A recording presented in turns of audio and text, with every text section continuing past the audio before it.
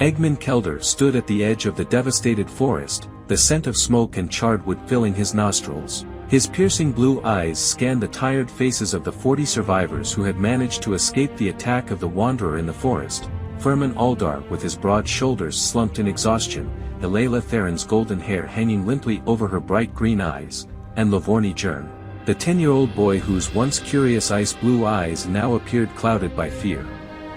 "Listen up," Egmin called, his voice commanding their attention despite its hoarseness. "We are going to march to the foothills of the Green Mountains. It's a long journey, but we must find a safe haven away from the Wanderer." Fermon straightened his stance and stepped forward, his dark brown eyes meeting Egmin's. "It'll be tough, but we're right behind you, brother." "Indeed, we have no choice," Ilaila chimed in, determination shining through her fatigue. "I've heard rumors of sheltered valleys hidden amongst those mountains, perhaps we can find refuge there." A murmur of agreement spread through the group as they gathered around their 3 leaders. Egmin could see that they were all struggling with the weight of their loss, but he knew that he had to remain strong for them. They needed hope, and he would do everything in his power to provide it. "All right, everyone," Egmin said, attempting to instill confidence in his words. "Let's move out. Fermon, Ilaila, I need you two at the front with me. The rest of you, stay close and keep an eye on each other. We don't know what lies ahead, but together, we'll face whatever challenges come our way." As they set off towards the Green Mountains, Egmin couldn't help but feel a sense of unease. The Wanderer's attack had been brutal and unexpected, leaving them with barely enough time to escape. And now they were heading into unfamiliar territory, seeking refuge in a place that may or may not exist. "Are you worried about what we'll find in the mountains?" Ilaila asked, her voice soft as she walked beside him. "Of course I am," Egmin admitted, his hands tightening into fists at his side. "But we can't let fear dictate our actions. We must keep moving forward." "True enough," Fermon agreed, his eyes fixed on the horizon. "We've survived this far, and will continue to do so. Our people are strong, and will protect them." Egmin, his heart swelling with pride for his friend and the survivors who followed them. They would face this journey together, determined to overcome whatever challenges lay ahead. For it was in their unity, their shared hope and determination that they would find the strength to survive. Egmin led the group of survivors deeper into the forest, his eyes taking in the emerald canopy above them and the dappled sunlight that filtered through the leaves. Despite the devastation they had left behind, there was still beauty to be found here, beauty that stirred a sadness within him for all that had been lost.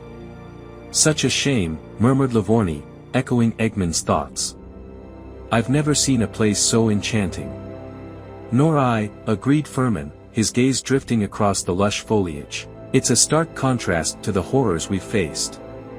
As they continued, the uneven terrain proved difficult for their horse-drawn carriages, with roots and rocks threatening to trip the horses or damage the wheels. The drivers did their best to navigate the treacherous path, but progress was slow and laborious. "Perhaps we should have left the carriages behind," Egmin said, a note of worry creeping into his voice as he watched the struggling horses. "Maybe, but they carry our supplies and belongings," Fermon countered. "We'll need them if we're to start anew." Egmin nodded thoughtfully, knowing his friend was right.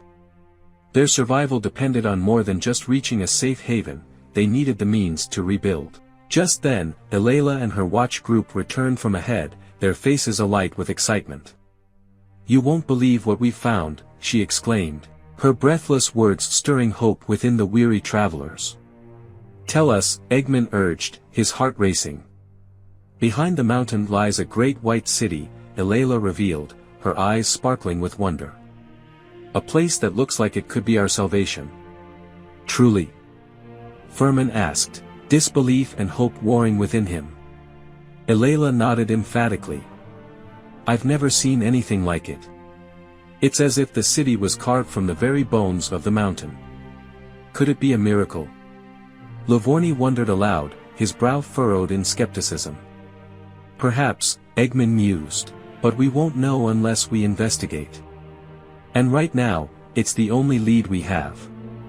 Then let us make haste, said Fermon, his voice resolution. We owe it to ourselves, and to those who didn't make it, to see this journey through.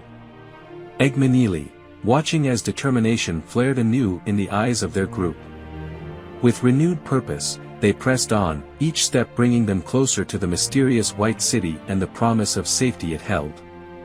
The sun dipped low in the sky, casting an eerie golden glow over the dense forest. Egmin led the group of survivors out from under the ancient trees, their branches stretched like skeletal fingers against a backdrop of darkening clouds.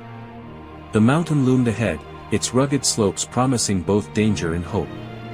All right, everyone, Egmin said, turning to face the 40 remaining survivors that had escaped the Wanderer's wrath. We've got a long climb ahead of us. It won't be easy, but we must reach that city. Fermon, his black hair plastered to his forehead with sweat, forehead. We'll make it, Egmin. We've come this far together.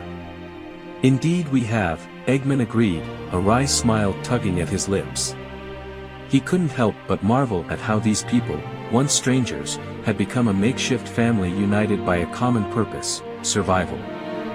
As they began their ascent, the harsh conditions of the mountain became apparent. Loose rocks tumbled beneath their feet, threatening to send them spiraling down into the chasm below. The air grew thinner and colder, each breath more labored than the last.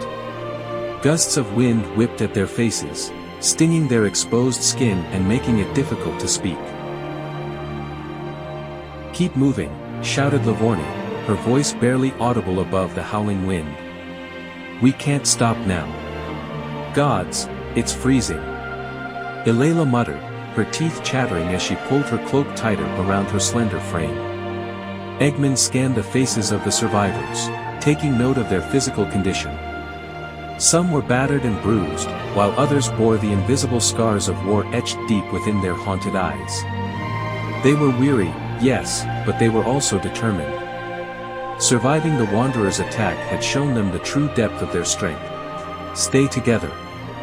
Egmin called out as a strong gust of wind particularly threatened to separate the group. He could feel the weight of their collective fears and hopes press down upon him, but he refused to buckle beneath it. We'll make it through this. Are you certain we're on the right path?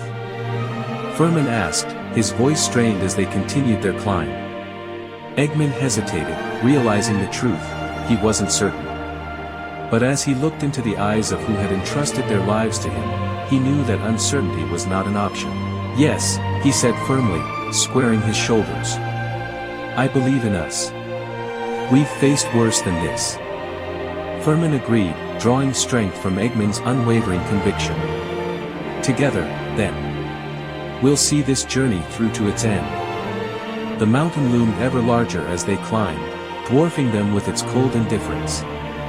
Yet within each survivor burned a fierce determination, fueled by the fire of hope and the knowledge that they would face whatever challenges lay ahead, together.